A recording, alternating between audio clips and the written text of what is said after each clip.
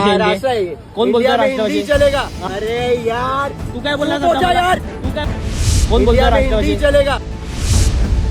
पुण्यात हिंदीत बोलण्यावरून एका गुजराती माणसाला दमदाटी करण्यात आली आहे। मराठी हिंदी का ये मत कर, तूने अभी बोला ना, मैं गुजराती हूँ। मराठीऐवजी हिंदीत बोलला म्हणून माफी मागण्यासाठी त्याच्यावर दबावही आणण्यात आला। बड़ी बाप की औलाद है, मेरे को कैश दे, मैं गरीब हूँ। बोल मराठी बोल। नहीं बोलूंगा, क्या करेगा तू? क्या करेगा? मराठी में तो बोलूंगा ही नहीं। क्यों नहीं बोलूंगा?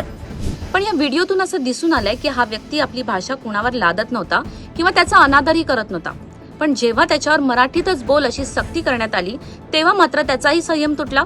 मात्र आजवर जी दृश्य आपण बघितलंय नेमकं तेच झालं। या मुलाला सार्वजनिकरित्या अपमानित करून त्याला माफी मागायला लावली। बोल बाबा बोल। जो अपमान हुआ मराठी का, वो करना नहीं चाहता था। अगली बार से ध्यान रखेंगे ये नहीं होगा। महाराष्ट्रात मराठी भाषेचा सन्मान झालाच पाहिजे यात दुमत नाही, पण सतत मारून ओरबाडून मराठीची सक्ती करायला लावणं कितपत योग्य आहे याचा विचारही आता व्हायला पाहिजे। तुम्हाला काय वाटतं यावर कमेंट सेक्शन मध्ये नक्की कळवा।